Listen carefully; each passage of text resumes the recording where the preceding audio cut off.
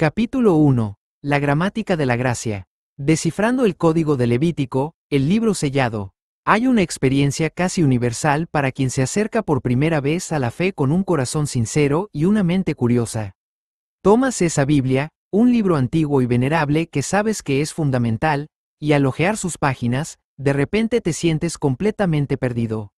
Es como entrar en una conversación que comenzó hace milenios, llena de nombres, lugares y costumbres que resuenan con un eco extraño, casi impenetrable. Quizás ningún otro libro de la Biblia provoca tanta sensación de desconcierto como Levítico. Para muchos, tanto nuevos creyentes como personas con años en la fe, su simple mención evoca la imagen de un texto antiguo, complejo y difícil de comprender. Se ha ganado la reputación de ser un manual repleto de normas extrañas y rituales que parecen lejanos a nuestra realidad actual. A menudo se percibe como una colección de instrucciones ceremoniales detalladas que buscan asegurar una correcta relación con lo sagrado, un sistema cuidadoso que apunta a acercarse a Dios mediante actos visibles de reverencia, purificación y comunión. Esta es una visión tan extendida como trágica, y es precisamente el malentendido que buscaremos desmantelar en este capítulo. Queremos invitarte a un viaje profundo, a sumergirte en la fuente misma de este libro con la esperanza de que descubras algo verdaderamente sorprendente y transformador. Deseamos desafiar la idea de que Levítico es un laberinto de mandatos aleatorios. Porque cuando te adentras en su lógica interna, descubres que no es un caos, sino un cosmos. Un sistema increíblemente coherente y profundo que nos revela el corazón mismo de Dios y la manera en que Él anhela relacionarse con la humanidad.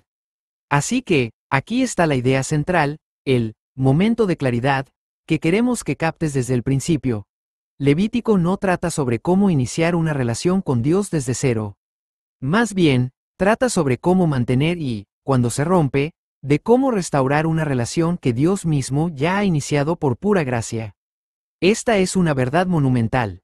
La bondad de Dios, su elección soberana de un pueblo para sí, vino primero. Su promesa, su pacto de amor, precedió a cualquier ritual. La gracia es el prólogo, el fundamento y la atmósfera de todo lo que sigue. Comprender esta secuencia, primero la gracia, luego el camino para vivir en esa gracia, es absolutamente crucial, especialmente si eres nuevo en la fe y estás intentando ensamblar las piezas de este gran rompecabezas.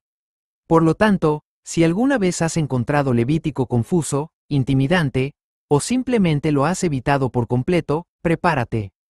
Esperamos que experimentes un cambio radical de perspectiva, porque la llave que abre este libro, la gramática, que subyace a todos sus rituales y leyes, se puede destilar en dos símbolos increíblemente poderosos y evocadores: la sangre y el fuego. Una vez que comprendamos lo que estos dos elementos significan en su contexto original, comenzarás a ver la asombrosa belleza y coherencia de Levítico. Verás cómo cada pieza encaja, cómo cada ritual tiene un propósito, y cómo todo el sistema apunta proféticamente hacia adelante, hacia una realidad más grande y definitiva que quizás ya conozcas mejor a través de las enseñanzas de Jesús y el Nuevo Testamento. Parte 1. Las dos claves del santuario. Para descifrar el código de Levítico, no podemos empezar en el capítulo 1 del propio libro. Debemos retroceder un poco, a un momento fundacional en la historia de Israel que establece el escenario para todo lo que vendrá después. Es aquí donde encontramos nuestras dos claves. La sangre que une, el pacto de vida, Éxodo 24. No se puede exagerar la importancia de la escena descrita en Éxodo, capítulo 24. No es un simple prólogo, es el momento constitucional de Israel, el instante en que se convierten oficialmente en el pueblo de Dios, su nación escogida. Es el acto que da sentido a cada gota de sangre derramada posteriormente en el altar. Imagina la escena. En la base del majestuoso monte Sinaí, envuelto en nubes y misterio, Yahvé, el Dios creador, actúa como un gran rey soberano.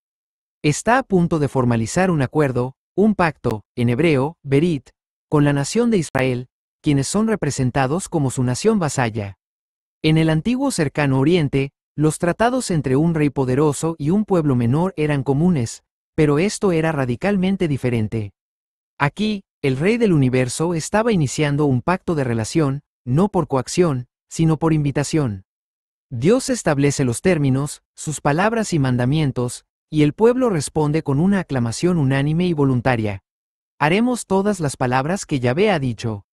Están eligiendo conscientemente entrar en esta relación formal y vinculante. Pero este pacto no se sellaría solo con palabras. Requería un acto físico, un ritual que hiciera tangible la promesa. Moisés, actuando como mediador, construye un altar, una estructura de piedra que representa la presencia misma de Yahvé. Junto a él, erige 12 columnas de piedra, una por cada una de las tribus de Israel. De este modo, ambas partes del pacto están visiblemente representadas en la escena, Dios y su pueblo. Luego, se ofrecen animales, y aquí ocurre el momento crucial. Moisés recoge la sangre de estos animales en vasijas. Toma la mitad de esa sangre y la arroja contra el altar. Este acto simboliza que la sangre ahora, cubre, o se aplica al lado del pacto que corresponde a Dios.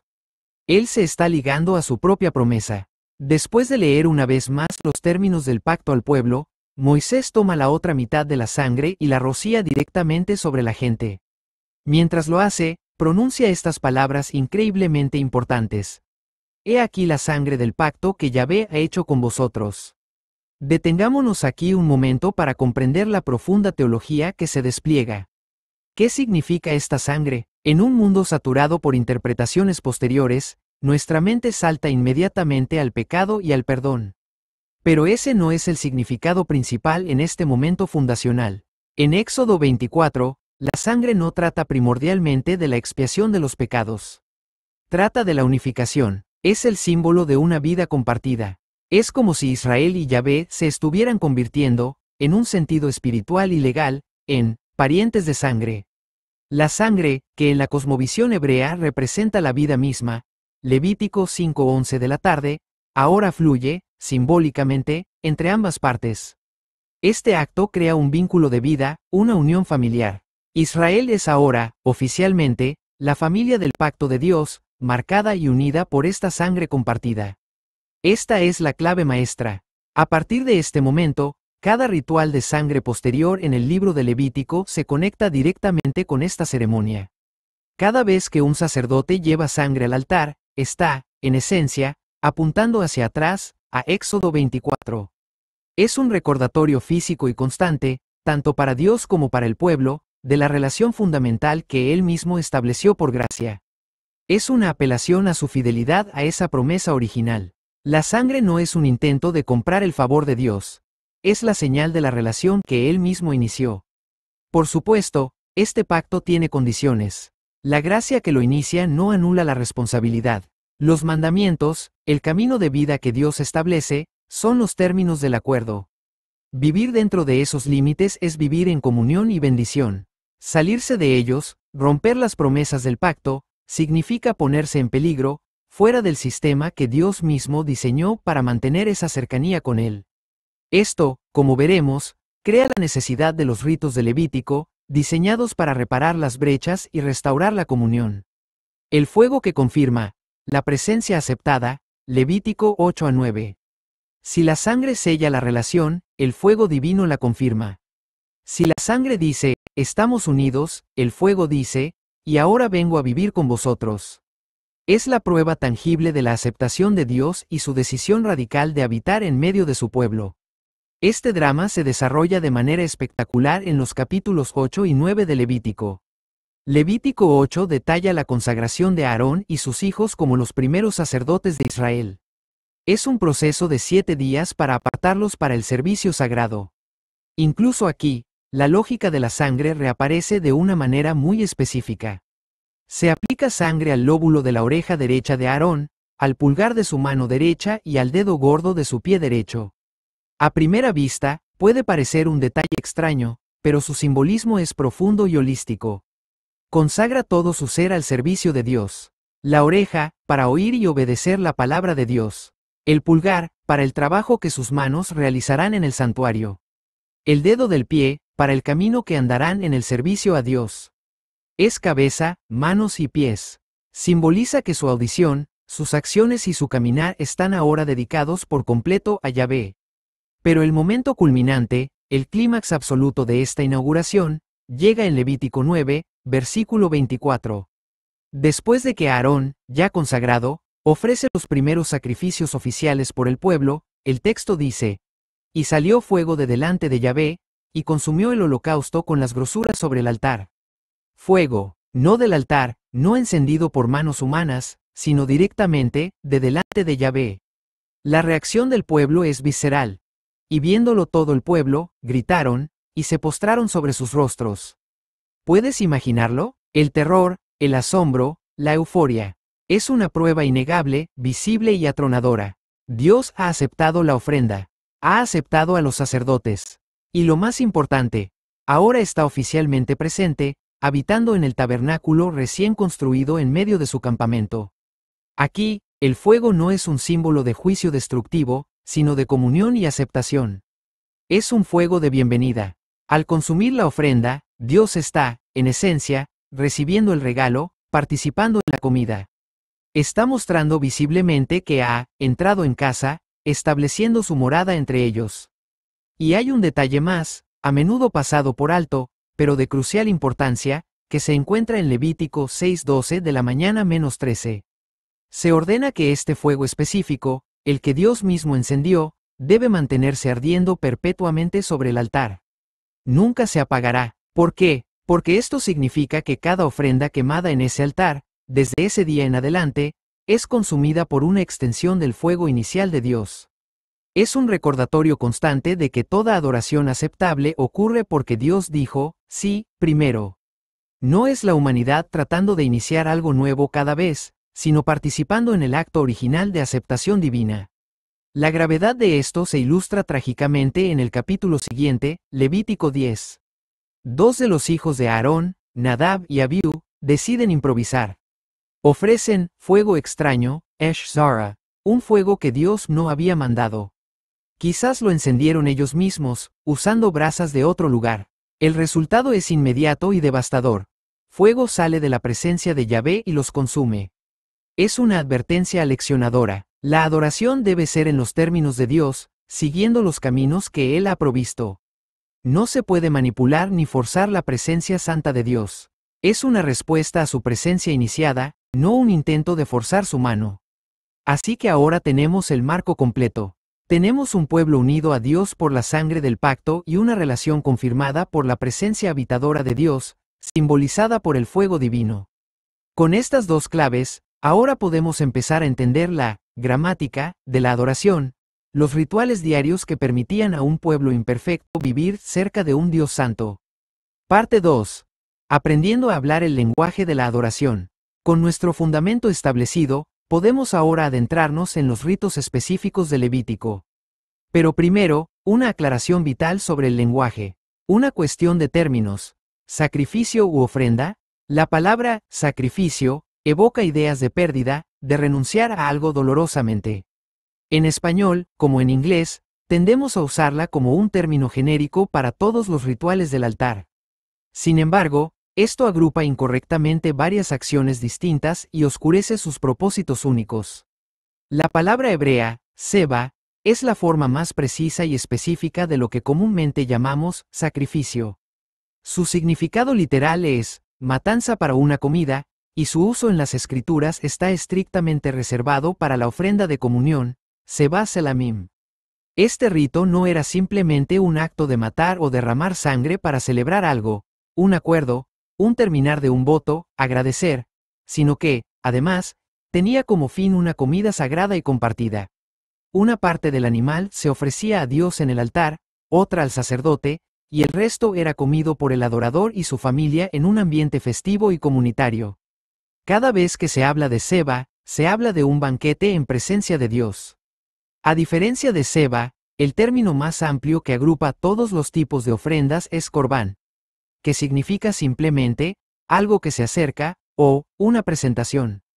Corbán no implica por sí mismo ni sangre, ni muerte, ni comida, y puede referirse tanto a ofrendas vegetales como animales, o incluso a ritos sin ningún derramamiento de sangre.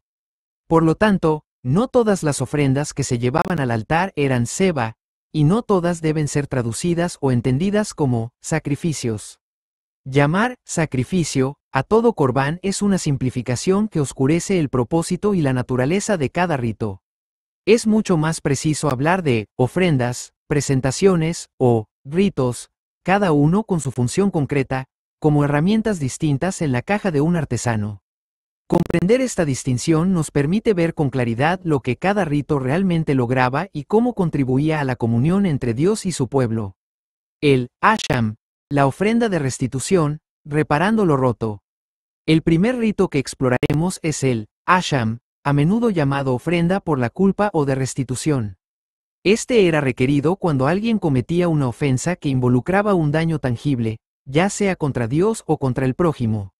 Esto incluía dos categorías principales: el sacrilegio, malversar o profanar algo sagrado, como el uso indebido de un vaso santo del tabernáculo como si fuera algo común, y el fraude o daño contra un vecino, mentir sobre un depósito, robar, extorsionar, etc.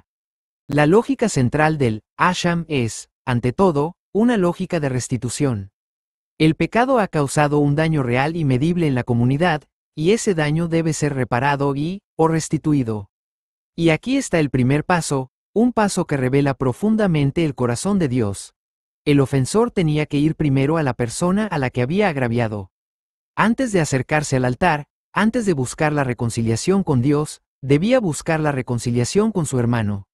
El proceso era concreto. Debía devolver lo que había tomado o dañado y añadir una quinta parte extra, un 20%, como multa compensatoria. Solo después de haber reparado el daño horizontal, de haber hecho las paces en la comunidad, podía el ofensor llevar su ofrenda, Asham, específicamente un carnero, al sacerdote. ¿Para qué servía entonces la ofrenda en el altar? Una vez hecha la restitución, la sangre del Asham, rociada en el altar, abordaba la dimensión vertical del pecado. Reconocía que defraudar a un vecino no era solo un delito civil. Era una brecha en el pacto, un pecado contra el orden establecido por Dios. El rito reafirmaba ese vínculo del pacto, invocando la sangre de Éxodo 24, y restauraba la paz, el shalom, plenitud, bienestar, en la comunidad, tanto en su dimensión horizontal como vertical. La lección es profunda. A Dios le importan inmensamente nuestras relaciones mutuas. La fidelidad a las relaciones fraternas y la reconciliación en la comunidad son un requisito previo para una adoración auténtica. El Hatat, la ofrenda de purificación, limpiando el espacio sagrado. Tradicionalmente traducida como ofrenda por el pecado, una comprensión mucho más precisa del Hatat, basada en su función, es ofrenda de purificación. Su propósito principal no era tanto obtener el perdón personal, más bien era la consecuencia, como limpiar el santuario de la contaminación ritual. En el sistema levítico, ciertas cosas generaban una impureza ritual.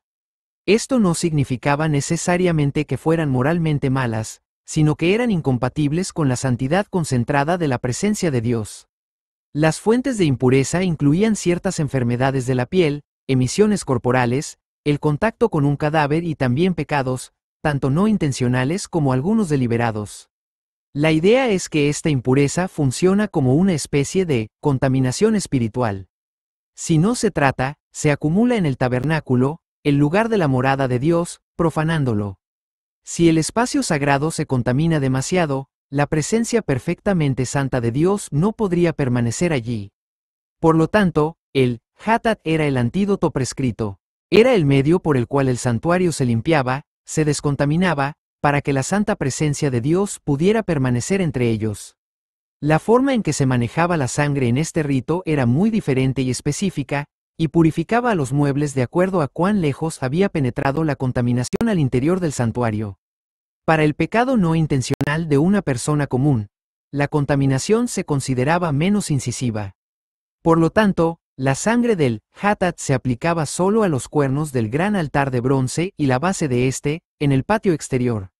Para el pecado de un sacerdote o de toda la comunidad, la contaminación se consideraba mucho más incisiva, ya que penetraba más profundamente en la casa de Dios. En este caso, el sacerdote tenía que llevar la sangre dentro del lugar santo, la primera habitación del tabernáculo. Allí, la aplicaba a los cuernos del altar de incienso y la rociaba 7 veces ante el velo que separaba el lugar santo del lugar santísimo. Una contaminación más profunda requería una limpieza más profunda. En el día de la expiación, Yom Kippur, este era el Hatat definitivo. Se ocupaba de la contaminación acumulada de toda la nación durante todo el año, que se pensaba que había llegado hasta el lugar santísimo, donde la presencia de Dios estaba localizada sobre el arca del pacto. En este único día, el sumo sacerdote entraba hasta el final, llevando la sangre al lugar santísimo y rociándola sobre la cubierta del arca, el propiciatorio. Luego salía y purificaba el altar del incienso y, finalmente, el altar exterior. Era una limpieza completa del santuario, de adentro hacia afuera. El punto clave es este. El Hatat se enfoca principalmente en la limpieza del espacio para que Dios pueda quedarse. La sangre actúa como un detergente ritual, un agente de limpieza que purifica los efectos de la impureza resultantes del pecado involuntario y que han contaminado los lugares del encuentro con Dios, permitiendo que la relación entre Dios e Israel continúe de manera segura.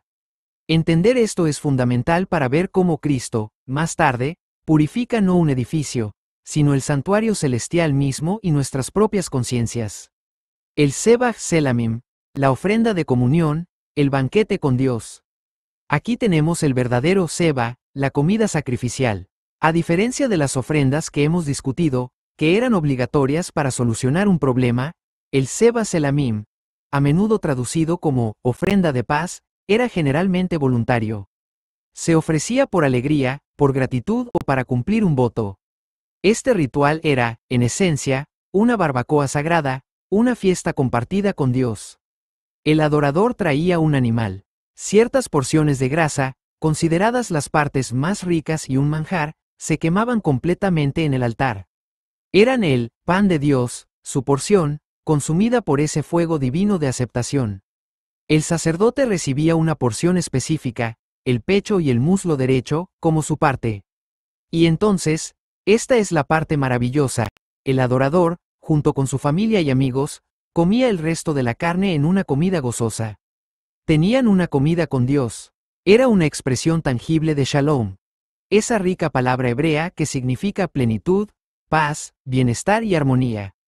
Era la celebración de la comunión que resulta de estar en una relación correcta con Dios y con los demás dentro del pacto. No se trataba de arreglar un problema, sino de celebrar la relación. Reflejaba esa comida inaugural que los ancianos de Israel tuvieron con Dios en el monte Sinaí, Éxodo 24 en 9-11. Comprender esto nos ayuda a ver la cena del Señor del Nuevo Testamento no principalmente como un rito de purificación, sino como nuestro Selamim, en memoria de nuestra comida de comunión y de conmemoración, que celebra la paz y la relación que tenemos con Dios a través de Cristo. El Hola, la ofrenda de ascensión, la entrega total. Finalmente, llegamos a la ofrenda que muchos consideran erróneamente la más básica. El Hola, la ofrenda de ascensión o, más comúnmente, el holocausto. El nombre hebreo, Hola, proviene del verbo ascender. Esta ofrenda representaba una dedicación completa, una rendición total a Dios. La clave aquí es que todo el animal, excepto la piel, que iba para el sacerdote, se quemaba completamente en el altar. No se retenía nada para el adorador. El humo ascendía a Dios como un aroma agradable. Antes de la matanza, el adorador ponía sus manos sobre la cabeza del animal, un acto simbólico que decía, este animal me representa. Su total entrega en el fuego simboliza mi deseo de entregarme por completo a Dios. Ahora, aquí es donde mucha gente se confunde. Piensan que esta es la primera ofrenda que uno trae, como para llamar la atención de Dios o romper el hielo. Pero la lógica de Levítico muestra exactamente lo contrario. El Hola no es el comienzo de la adoración, es su clímax. Parte 3. La lógica de la liturgia, el orden de la gracia. Pensemos en la secuencia lógica que hemos visto. El sistema de Levítico no es una lista de compras de rituales. Hay un orden inherente que revela una profunda teología relacional. 1. Primero, reparas las relaciones rotas en la comunidad. Si has dañado a tu prójimo, buscas la reconciliación y haces restitución, Asham. 2. Luego, tratas con la contaminación que tu pecado ha causado en los muebles sagrados de Dios. Ofreces el rito de purificación, Hatat, para limpiar tu lugar de encuentro con Dios y asegurar que la presencia del Señor permanezca. 3. A continuación, una vez que la paz horizontal y la pureza vertical han sido restauradas, celebras la relación. Compartes una comida de comunión, selamim, con Dios, regocijándote en el shalom del pacto. 4. Y solo entonces, de pie en ese lugar de relación restaurada, reconciliación y comunión gozosa, estás en condiciones de hacer el acto de adoración supremo, la entrega total. Ofreces el hola. La ofrenda de ascensión es, por lo tanto, un acto de consagración total que se ofrece después de que la relación ha sido afirmada y celebrada. Es el adorador diciendo, porque tú eres mi Dios, porque estoy reconciliado contigo y disfruto de tu comunión, ahora te entrego todo mi ser. El hecho de que sea completamente consumida por ese fuego perpetuo iniciado por Dios significa la aceptación divina de esa rendición total. No se trataba de obtener algo de Dios, sino de una expresión de completa devoción a Él, reconociendo su soberanía amorosa. Conclusión: de la sombra a la realidad en Cristo. Al observar estos ritos a través de la lente de la sangre fundacional del pacto y el fuego que confirma la aceptación divina, emerge una imagen completamente distinta del Levítico. Ya no se trata de la historia de un pueblo ansioso intentando cumplir requisitos para mantenerse en pie ante un Dios inaccesible. En cambio, se revela como el relato de una comunidad invitada a participar en una relación de comunión, marcada por la fidelidad de Dios y sellada por señales visibles de pertenencia, restauración y propósito. Es la historia de un Dios fiel, lleno de Gesed, ese amor leal del pacto, y Tzedaká, fidelidad a la relación de pacto, que provee activamente los medios para que su pueblo, con todas sus fallas, fracasos e impurezas, pueda continuar viviendo en su santa presencia. Es la gracia expresada a través de la liturgia. Es la historia de cómo Dios hace posible que nos mantengamos cerca de Él. La sangre, cada vez que se aplica, apunta hacia atrás, a Éxodo 24. Invoca la sangre del pacto. Es un recordatorio físico constante. Esta relación se basa en el vínculo de vida que Dios mismo inició. La sangre es el agente limpiador que Dios mismo proveyó, como dice explícitamente Levítico 5:11 de la tarde, para purificar y restaurar los muebles usados como lugares de encuentro entre Dios y el hombre en el santuario dentro de esa relación ya existente. El fuego es la señal continua de su presencia y aceptación. Cada ofrenda consumida participa en ese primer fuego del cielo de Levítico 9.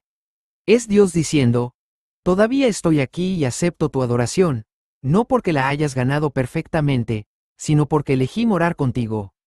Comprender esto es vital, especialmente para ti, que estás explorando la fe hoy, porque sienta las bases para entender la obra de Jesús. Su muerte, aunque fue un evento violento, fue con propósito. El cumplimiento supremo y definitivo de estas mismas imágenes levíticas, revelando el corazón fiel y redentor de Dios. La sangre del nuevo pacto. Cuando Jesús, en la última cena, toma la copa y dice, esta es mi sangre del nuevo pacto, Mateo 26:28, está haciendo un eco directo y deliberado de las palabras de Moisés en Éxodo 24. Su sangre sella una relación de pacto nueva, mejor y eterna entre Dios y toda la humanidad. La cena del Señor se convierte en nuestro selamim, nuestra comida de comunión, donde celebramos el shalom que tenemos con Dios gracias a su sangre derramada por nosotros. La purificación definitiva. El libro de Hebreos enseña que, después de su resurrección, Cristo ascendió al cielo y se presentó en el santuario celestial, no en un santuario hecho por manos humanas, como el sumo sacerdote glorificado. Esta entrada fue posible porque previamente había derramado su sangre, estableciendo así el nuevo pacto. Su ministerio no consistió en purificar un edificio terrenal, sino en purificar nuestras conciencias de obras muertas, para que podamos servir al Dios vivo. Hebreos 9:14 de la mañana. De este modo, Cristo mismo, con su vida resucitada y exaltada, es la purificación definitiva, Hatat, que nos abre el acceso a la presencia de Dios. La entrega total, la vida entera de Cristo fue un acto de perfecta obediencia al Padre, que culminó en su muerte en la cruz, su resurrección y su ascensión. Fue el hola perfecto. Él es aquel cuya existencia entera es un aroma fragante, para Dios, un ser completamente consumido por el amor y la obediencia. Nuestra propia consagración a Dios es una respuesta a la suya. Para ti, que quizás siempre pensaste que Levítico era extraño, irrelevante o incluso cruel, esperamos que esta nueva perspectiva transforme tu visión de Dios. Él no es distante y exigente, sino increíblemente misericordioso y fiel, siempre haciendo un camino para la relación.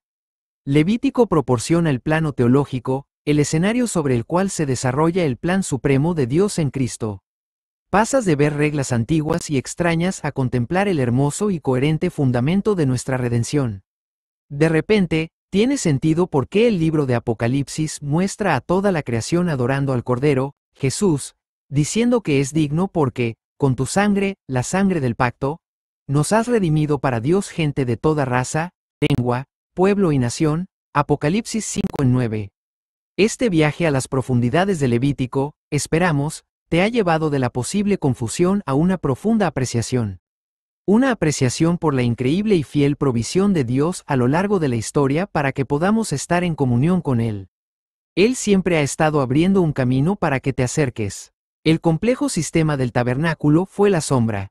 La persona y obra de Jesús son la radiante y accesible realidad.